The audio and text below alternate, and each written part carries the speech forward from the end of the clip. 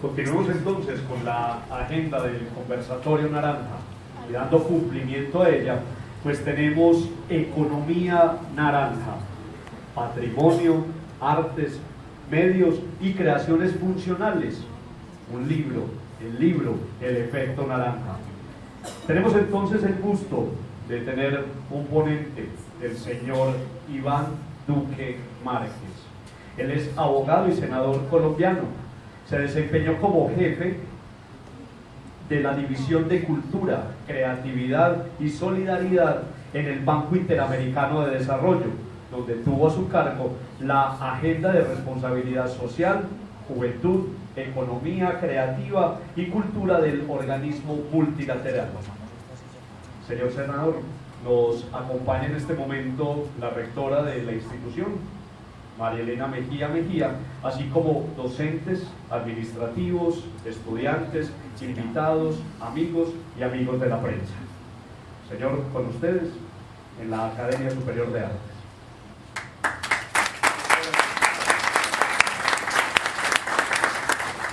Muy buenos días a todos ustedes.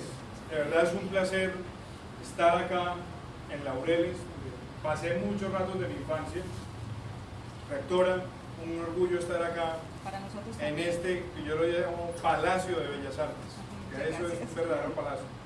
Y quiero decirles a todos ustedes que me llena de entusiasmo cuando oigo hablar de la red de economía naranja, porque eso demuestra el poder que tiene la cultura para transformar y para motivar cambios en una sociedad. Yo quería compartir con ustedes esta presentación empezando por una frase con la que arranca esta historia, y es que existen cosas que sabemos que conocemos, cosas que sabemos que desconocemos y cosas que no sabemos que desconocemos. Y esa frase, que fue acuñada por un señor que fue secretario de Defensa de los Estados Unidos, me sirve siempre para empezar esta conversación, para decir que hay algo que no sabemos que desconocemos, y ese algo que muchas personas en la sociedad no saben que desconocen es la economía naranja. Ustedes se preguntarán, ya ustedes lo conocen, están en la red, pero para quienes no lo saben, para quienes apenas están empezando a conocer de qué se trata la economía naranja, yo diría que estamos hablando básicamente de un grupo de sectores donde está, uno, el sector de las artes, el sector del patrimonio ancestral, el sector de los medios y el sector de las creaciones funcionales. En ese patrimonio ancestral, ¿qué está presente? Los festivales, los carnavales, la gastronomía, están también las bibliotecas, los espacios museológicos. Cuando hablamos de artes, estamos hablando de las artes visuales, hablamos de fotografía, de pintura, de escultura, y también, por supuesto, hablamos de las artes escénicas, del teatro, de la zarzuela, de la ópera, de los títeres. Y cada una de esas manifestaciones tiene una conexión ancestral con la cultura y va creando valor a partir de la propiedad intelectual. Un tercer grupo son los medios, y ahí está la televisión, la radio, el cine, las manifestaciones fonográficas, y está una cuarta categoría, creaciones funcionales. Ahí está la publicidad, está la arquitectura, está el diseño, está la joyería, la construcción y diseño de juguetes, y cada uno de estos sectores va creando ese espacio que llamaríamos economía naranja. Cuando empezamos a hacer esta investigación, lo primero con lo que me encontré fue con un poco de escepticismo sobre el impacto real de la economía naranja en una sociedad. Y traje un ejemplo, porque a veces a los economistas hay que hablarles con ejemplos, y ejemplos muy gráficos, para darse cuenta si las cosas son marginales o no. Lo que ustedes ven en pantalla es la represa de las Tres Gargantas en Chile, el proyecto hidroeléctrico más grande que se ha emprendido en la historia de la humanidad. Más de 1 millón de personas tuvieron que ser reasentadas para adelantar ese proyecto, y es un proyecto que abastece el 18% de la energía de China, que tiene 1.200 millones de habitantes. ese sueño, ese proyecto tradicional de desarrollo, empezó a ser concebido en 1980 y entró en funcionamiento a plenitud en el año 2002. La pregunta que deberíamos hacernos: ¿cuánto costó la represa de las Tres Gargantas? Y esa represa costó 25.000 millones de dólares. Ahora ustedes se preguntarán qué tiene que ver esa represa con la economía naranja. Pues muy sencillo. Si yo comparo esa represa con los 10 principales musicales de Broadway en el mismo lapso de tiempo, esos musicales vendieron 27.000 millones de dólares entre boletería y mercadeo. Y eso nos demuestra que hay cosas que no sabemos, que desconocemos, que tienen un gran impacto económico en la sociedad. ¿Dónde empieza esa narrativa? El señor que ustedes ven acá se llama John Hawkins y fue el primer economista que empezó a estudiar el peso de la economía naranja internacionalmente. Y él estableció que podía ser más o menos el 6.1% del PIB mundial. Eso es 20% más grande que la economía de Alemania y 2.5 veces el gasto militar mundial, algo que tampoco sabíamos, que desconocíamos. ¿Y qué empezaba a ocurrir con esos desarrollos? Esas mercancías de esos 4 sectores generaban ventas en el mundo por el orden de 646.000 millones de dólares, lo que convierte la economía naranja y sus productos en la 5ª mercancía más transada de todo el planeta. Y si por un momento dijéramos, ¿qué pasaría si la economía naranja fuera un país del continente americano, que va desde los Estados Unidos hasta la Patagonia? Nos encontramos prácticamente con la 3ª economía, con una fuerza exportadora que lo ubica prácticamente en el 7º lugar y con la 4ª fuerza laboral. Y no sabíamos, que desconocíamos esa realidad. Es decir, estamos viviendo en medio de una mina de oro, de un sector cada vez más influyente, más transformador, y no hemos sabido entender el peso y la influencia de este sector. Por eso me parece muy útil plantearles a ustedes, para no agotarlos con el tema económico, 3 grandes elementos de análisis. ¿Qué tan importante es la economía naranja en el PIB de un país, en las exportaciones y en el empleo? Solamente en el caso de nuestro país estamos hablando de un sector que tiene 2 elementos de medición. Uno, el que nos dice el DANE. El DANE nos dice: este sector representa el 1.7% del PIB colombiano. Eso lo hace más grande que el café, casi igual de grande que el carbón, o más grande que el carbón, y casi igual que toda la minería junta. Pero resulta que el DANE no cubre todos los sectores de la economía naranja, sino apenas un pequeño grupo. Si utilizamos la medición de la Organización Mundial de Propiedad Intelectual, nos está diciendo que es casi el doble de la minería, el 3.3% del PIB. Y puede estar generando más de 700.000 empleos directos e indirectos, y tenemos el gran desafío de aumentar su participación en las exportaciones, porque apenas representa el 1.8%. Por eso, creo yo que el desafío más importante, y esto tampoco lo ven los economistas cuando analizan ese espacio de economía naranja, ¿cómo nos va a nosotros en las ventas con el resto del mundo, en la balanza comercial? Pues miren la tragedia. Nosotros obviamente tenemos una balanza comercial negativa en economía naranja. Importamos más de lo que exportamos. Pero ustedes dirán, bueno, pero en la pantalla que usted me muestra, Estados Unidos está igual en la balanza comercial. Y por eso utilizo otra herramienta de medición, que es lo que yo llamo la balanza de pagos creativos. ¿Cuánto le pagamos al mundo por licencias y regalías? ¿Y cuánto compramos del mundo en licencias y regalías? Y miren en Estados Unidos cómo invierte la ecuación. ¿Por qué? Porque Estados Unidos no está interesado en vender el producto, sino en la propiedad intelectual que va con el producto. En cambio nosotros seguimos agudizando ese déficit, porque definitivamente le estamos pagando muchísimo más al mundo por las licencias, la propiedad intelectual y las regalías de lo que nos pagan a nosotros. Y esto detona otro elemento. Si realmente queremos en Colombia hacer de este sector un motor, nos toca mostrarle al país que solamente las exportaciones de publicidad, lo que le vendemos al mundo de publicidad, es casi 1.5 veces lo que nosotros exportamos de tabaco. Nos damos cuenta que las artesanías nuestras exportan casi el equivalente a lo que Colombia exportaba de energía eléctrica hace 2 o 3 años.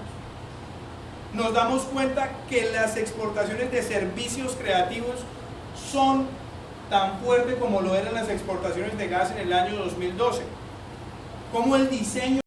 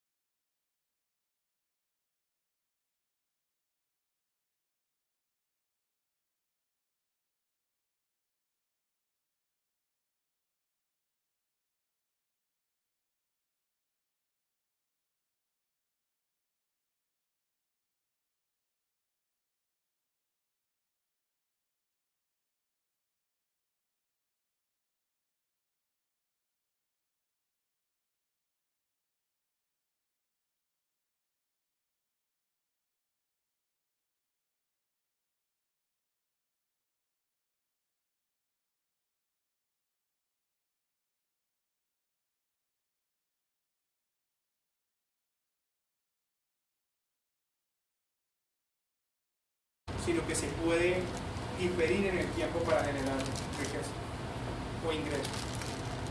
Lo mismo nos puede pasar a nosotros con los diseños originales. Y esta ciudad además tiene una historia muy interesante que contar en materia de diseño.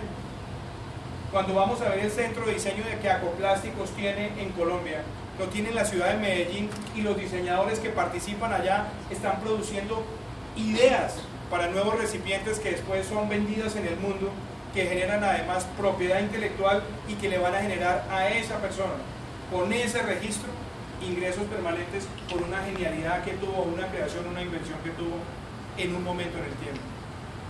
Y esto va ligado al cuarto elemento del cambiar de pensamiento. Y es que nosotros nos han vendido una especie de tara donde solamente podemos llegar a la sociedad del conocimiento a través de los tubos de ensayo y las batas, o a través de la computación, o los documentos de carácter universitario o investigaciones de carácter universitario. Por supuesto que ese camino es válido. Por supuesto que ese camino genera ingresos. Pero resulta que la economía naranja y todos los sectores de los que hemos hablado tienen igual de importancia y de relevancia a la ciencia o a la computación, y nosotros torpemente lo hemos desechado y nunca lo hemos convertido en un motor de desarrollo en el país, teniendo talento en distintos sectores y casi que condenando el éxito del artista a tener que salir del país y no generar esa riqueza en su propia nación. Y esto no es teórico, esto me lleva a esta otra discusión. Ya está pasando. No podemos perder la oportunidad. No es si queremos o no queremos. No es teoría. Un país como Uruguay, con menos de 5 millones de habitantes, es el mayor exportador per cápita de software en el continente. Y gradúa 15 veces menos ingenieros que Colombia y exporta 400 millones de dólares en software al año, cuando Colombia apenas está por debajo de 70. ¿Qué hizo Uruguay distinto? ¿Qué hizo de especial? Creó un mecanismo de formación desde el colegio a la universidad, donde va de la mano la formación digital. Y la formación digital no es solamente regalar tabletas como se ha querido plantear acá. La formación digital es también ir de la mano con la formación del maestro, que por cada dólar que invertimos en el hardware, en la tableta, en el computador, hay que invertir $3 en formar el maestro que va a adecuar al estudiante a ese conocimiento. Y crearon el Plan Ceibal, y el Plan Ceibal permitió orientar toda la educación hacia una educación digital y a entender que en estos sectores también se puede generar capital y emprendimiento. Y esa es la lección que nos deja Uruguay. Otra es el caso de la ciudad de Montreal. ¿Qué nos puede enseñar a nosotros Montreal? Una ciudad que decidió cambiar su formación de generación de riqueza de sectores industriales clásicos y pensó en un ordenamiento de la ciudad en función de distritos. Distritos del cine, de la animación digital, del circo, de la música, de la publicidad y del diseño. Y se puede dar el lujo, a través de una institución para el fomento de estos sectores, de recibir a un señor hace ya poco más de 15 o 16 años, que se llama Guy Laliberté, de tocar las puertas y pedir $250.000 para formar un circo. Le dieron la plata. ¿Cuántos de ustedes le darían $250.000 a un circo si estuvieran en esa misma responsabilidad? Ustedes se ríen, yo estoy muy bien en la línea suya. Ese circo hoy es el Circo del Sol y genera no solamente empleo para miles de personas, sino que genera cientos de millones de dólares de ingresos en boletería de propiedad intelectual. Pero hay una clara visión de apostarle a lo cultural. Obviamente no era plata regalada, iba ligada con un plan de negocios, con el fomento, con el cumplimiento de metas, de indicadores, pero es el cambio de una visión de ciudad a estimular esos sectores de valor agregado. Otra experiencia, la experiencia de China. ¿Por qué traigo a China a colación? Porque China en el año 2006, 2007, empezó a plantearse la importancia de generar valor con la propiedad intelectual.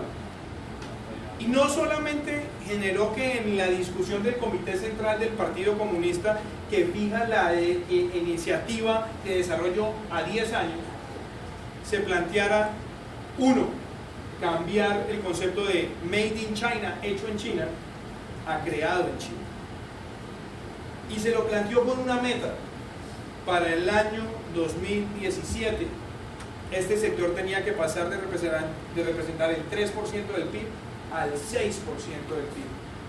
Pensó en grande y vio en ese sector la posibilidad ya no solamente de quedarse en la maquila de productos manufacturados para venderle a otros mercados, sino en generar con su propio diseño una competencia para el mercado interno, para el mercado asiático y con miras a conquistar otros mercados desarrollados como el de los Estados Unidos. Por eso, la pregunta que deberíamos nosotros abordar acá es ¿cómo vamos a jugar nuestro desafío naranja? Y yo creo que tenemos que ir viendo sectores y viendo las oportunidades de esos sectores por regiones y por ciudades. Podemos estimular el diseño gráfico. ¿Dónde? ¿Cómo lo vamos a consumir?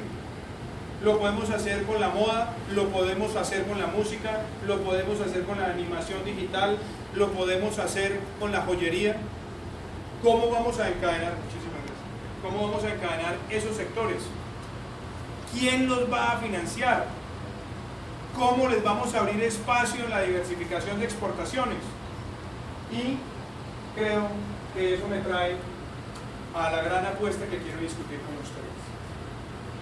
7 ideas básicas de cómo podemos lograr que Colombia se monte exitosamente en hacer de la economía naranja una parte estructural de su agenda de desarrollo. 7 ideas. La primera, información. La segunda, instituciones. La tercera, infraestructura.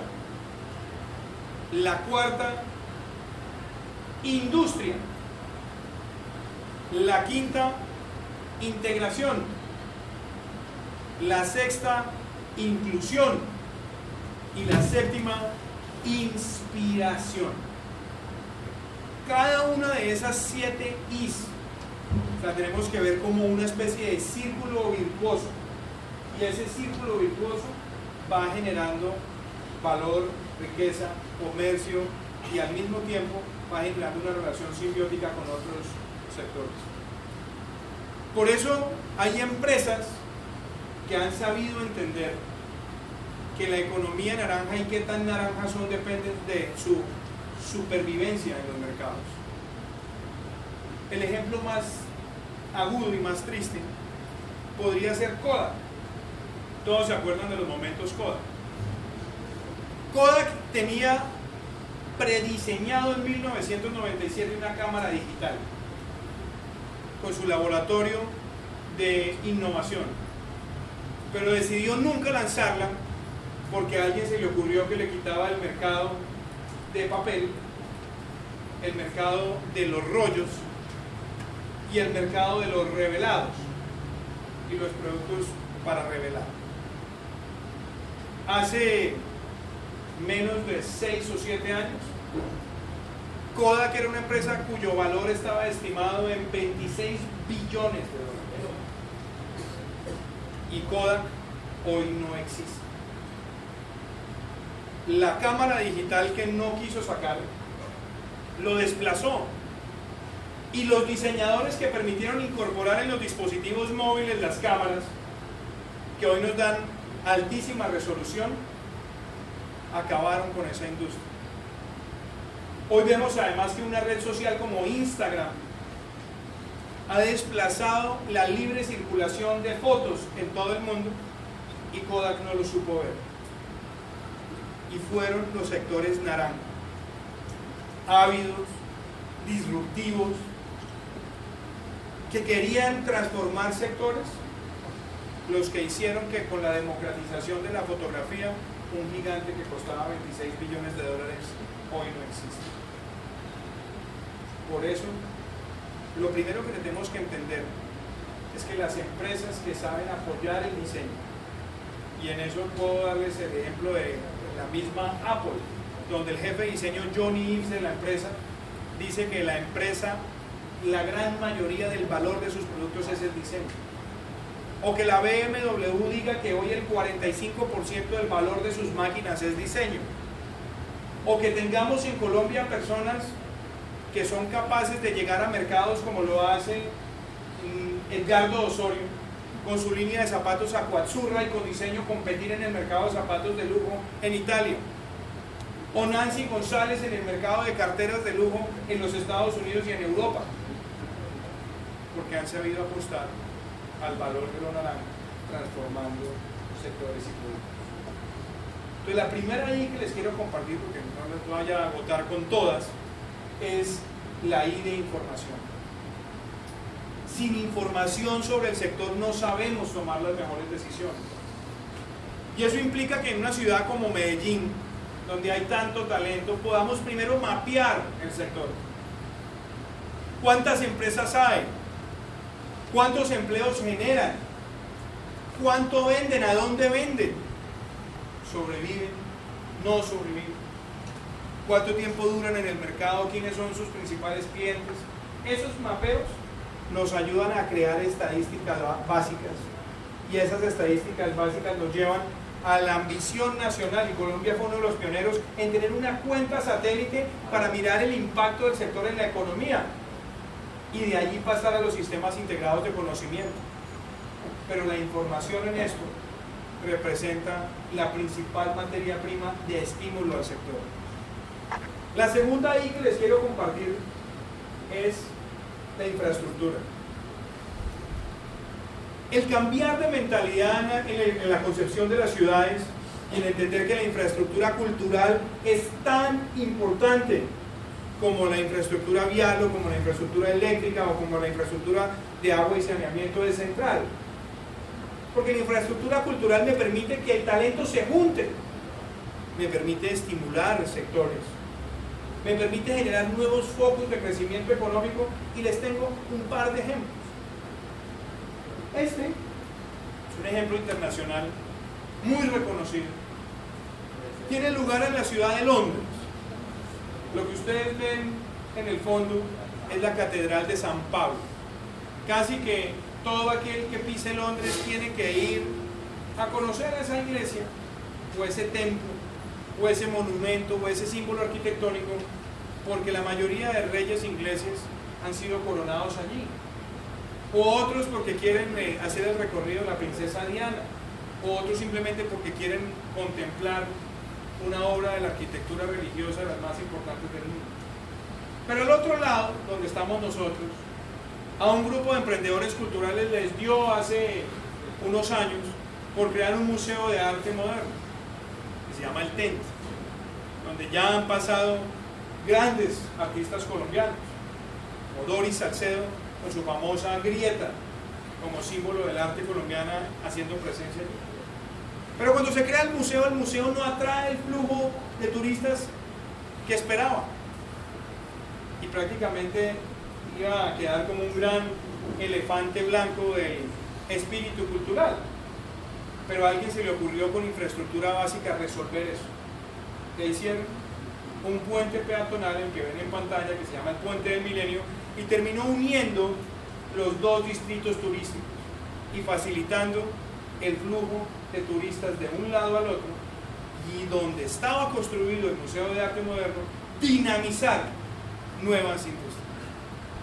Hoy ya no solamente hay galerías de artistas emergentes, hay sistemas de remate de obras de arte, hay restaurantes, hay empresarios del arte que representan artistas de distintos lugares del mundo que quieran ir a presentar sus obras a la ciudad de Londres. Y se ha convertido en uno de los distritos culturales más importantes de Europa. Otro, la infraestructura digital. Es muy importante en el concepto de país y de ciudad ofrecer internet de alta velocidad. ¿Qué nos permite eso? Que en la ciudad de Antigua, Guatemala, en el corazón de las montañas centroamericanas, existe una empresa como Estudio C, dirigida por Carlos Argüello, que es capaz de producir 360 cortes de edición de escenas para la película Crónicas de Narnia.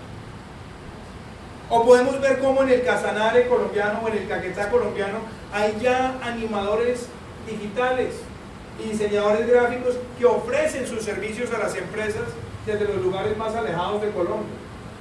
Y lo hacen gracias a la posibilidad de conectarse con internet de alta velocidad. Hay países, inclusive como Finlandia, que han tenido la discusión si el acceso al internet de alta velocidad debe ser o no un derecho fundamental. Pero ahí hay otro pilar. Y lo tercero tiene que ver con la infraestructura dedicada. Pablo, fíjame ahí, la infraestructura dedicada. Cuando nosotros tenemos teatros, que es el Teatro Colón de Bogotá, o cuando nosotros tenemos el Sodre en Uruguay, o cuando nosotros tenemos el Parque Arví o la red de bibliotecas de Medellín, estamos buscando con esa infraestructura generar tejido social, pero al mismo tiempo reunir el talento.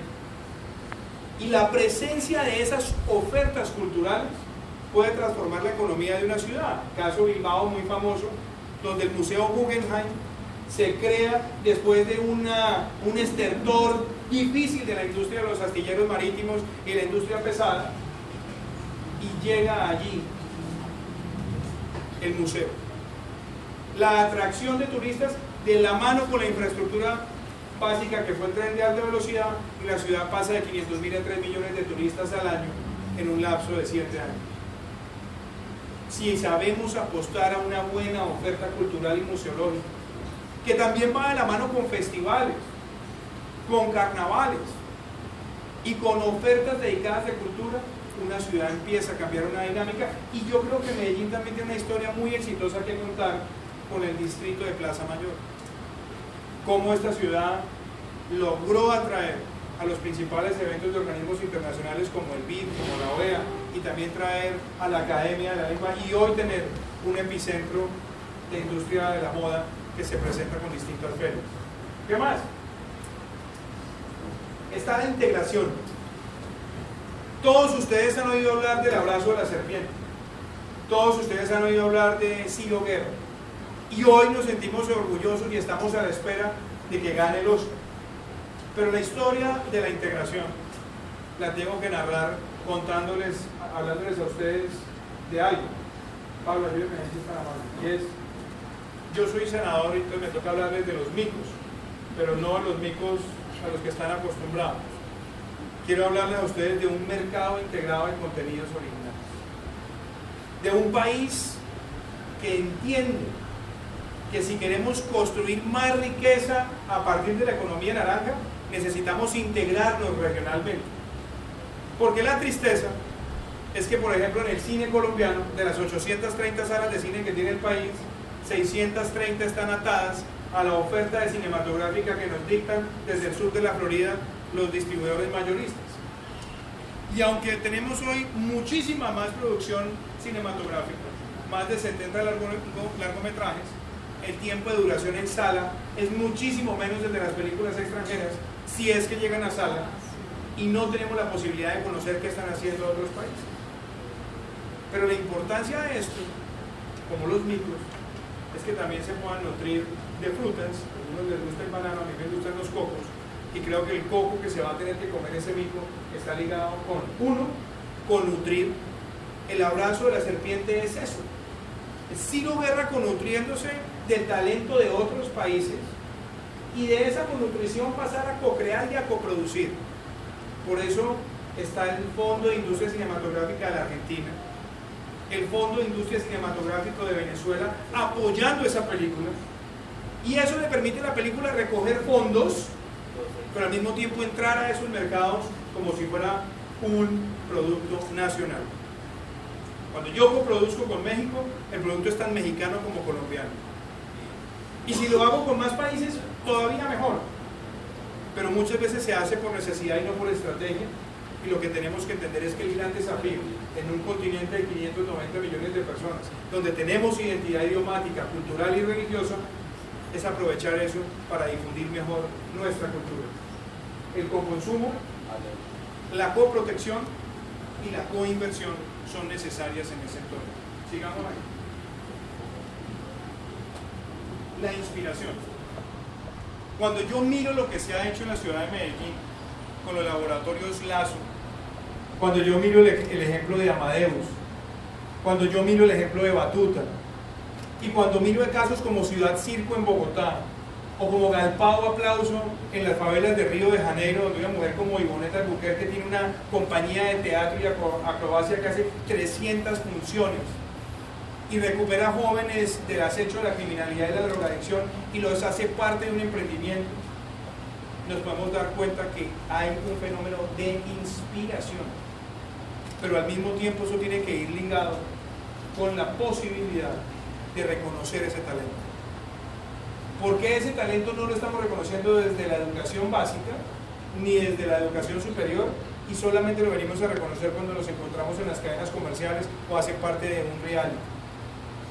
El reto es entender que la inspiración es mostrar, premiar y darle recursos, apoyar esos emprendimientos desde edad temprana. Y por eso yo diría que el gran desafío que tenemos hoy en América Latina es que hay 150 millones de jóvenes. Y de los 150 millones de jóvenes yo les puedo contar cosas que son preocupantes. América Latina tiene el 31% de los homicidios en el mundo y los principales víctimas y victimarios están entre 19 y 25 años de edad. América Latina tiene un nivel de desempleo juvenil preocupante, casi el 16%. América Latina tiene también una gran deserción escolar. Solamente 5 de cada 10 muchachos que entran al bachillerato lo terminan. La pregunta es, ¿puede ser la economía naranja la solución a esos problemas? Puede que no la solución, pero sí parte de la solución. Y esa parte de la solución va ligada a que tengamos una educación que premie, que motive el talento, a que fomentemos el emprendimiento en esos sectores y a que tengamos la capacidad permanente de reconocer por fuera de los elementos distorsionantes de la criminalidad o la drogadicción un espacio de mayor jerarquía, de apreciación social por lo que hace la juventud. Y por eso yo cierro esta presentación tocando con ustedes una realidad. América Latina tiene apenas el 0.5% de todos lo que se genera de regalías y de licencias en materia de economía naranja o de valor agregado, y tenemos apenas el 2.8% de las exportaciones mundiales en este sector. Y el gran reto, que lo veo hoy llegando a este centro académico, rector, es que juntos podemos construir una octava I, y es la I del individuo, y esa I del individuo toca necesariamente la educación. ¿Y qué tipo de educación necesitamos para esa formación del siglo XXI y para esa formación creativa y para esa oportunidad de economía naranja? Y aquí, Pablo, quiero plantearles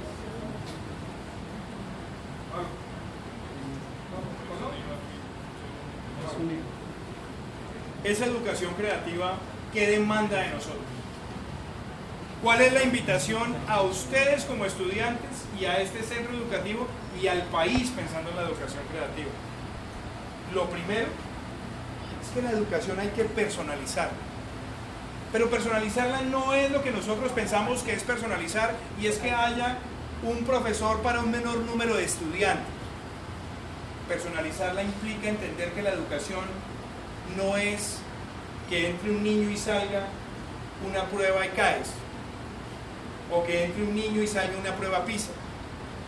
Personalizar significa que nos preocupemos por la formación del individuo, de sus valores, de sus talentos, de su individualidad y no tratar de acomodar a los estudiantes en la formación como si fueran parte de un ciclo de producción industrial donde salen todos igualitos a producir un examen y a sacar una nota. Eso no es personalizar. Personalizar es pensar en las aptitudes, las competencias y la pertinencia de ese conocimiento de cara al futuro. Lo segundo es el currículo.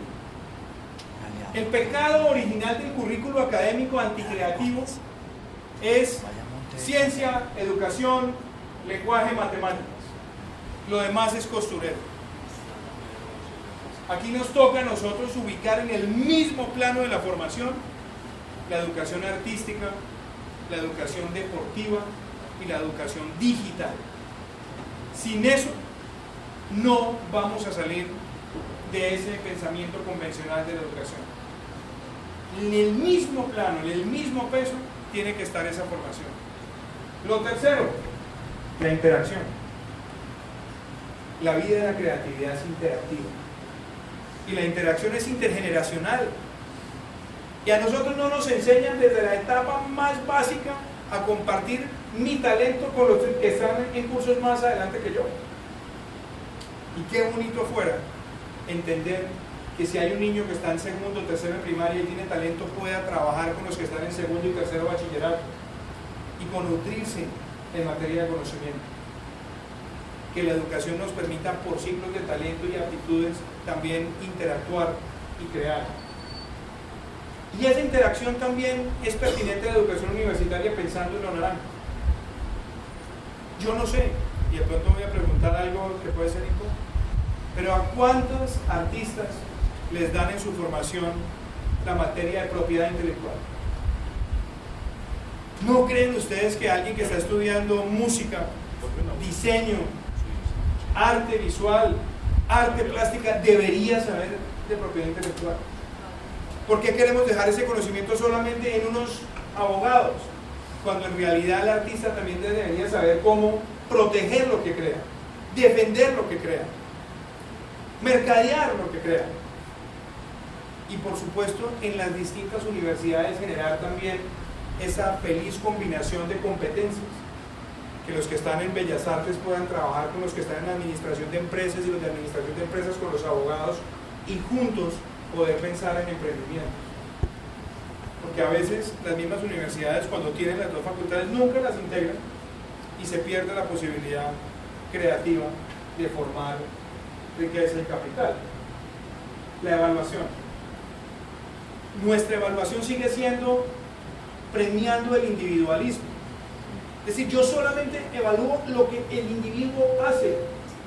Y la formación creativa requiere que podamos evaluar mejor el trabajo en equipo, la distribución de competencias, porque las industrias creativas son eso, son una cadena de competencias. Si yo pienso en la música arranca desde la composición hasta la mezcla, masterización, comercialización, concierto, sonido, y es toda una cadena integral. Necesitamos evaluar ese contenido en equipo. La incubación. ¿Realmente estamos incubando la economía naranja desde los centros universitarios? ¿O nos pasa lo que me ha ocurrido en algunas facultades del país, donde me dicen, no, yo estoy en la facultad, pero desde la primera clase nos van preparando para pasar el Niágara en bicicleta, como diría Juan Luis Guerra? O las universidades tienen algo de responsabilidad y están pensando tener sus propios fondos de emprendimiento y fondos de capital para generar la competencia y que los emprendimientos culturales puedan tener el apoyo.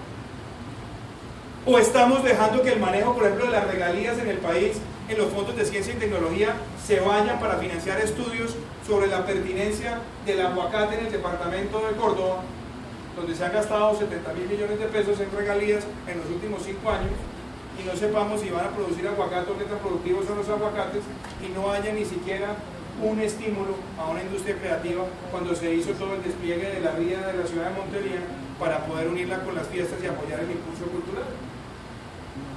Eso es parte de esa incubación. Que el fondo impulsa, que el fondo emprender tenga esa posibilidad de hacerlo.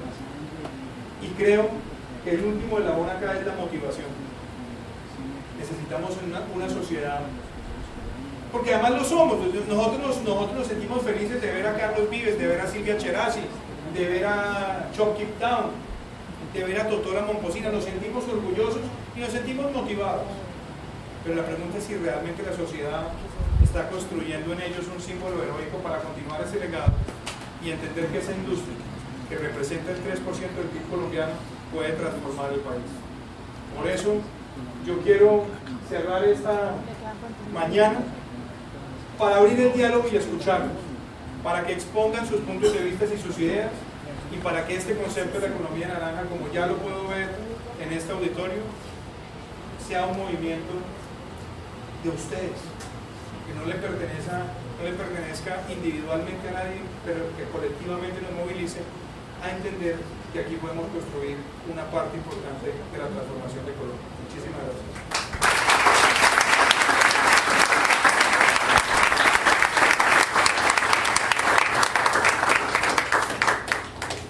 ¿Preguntas?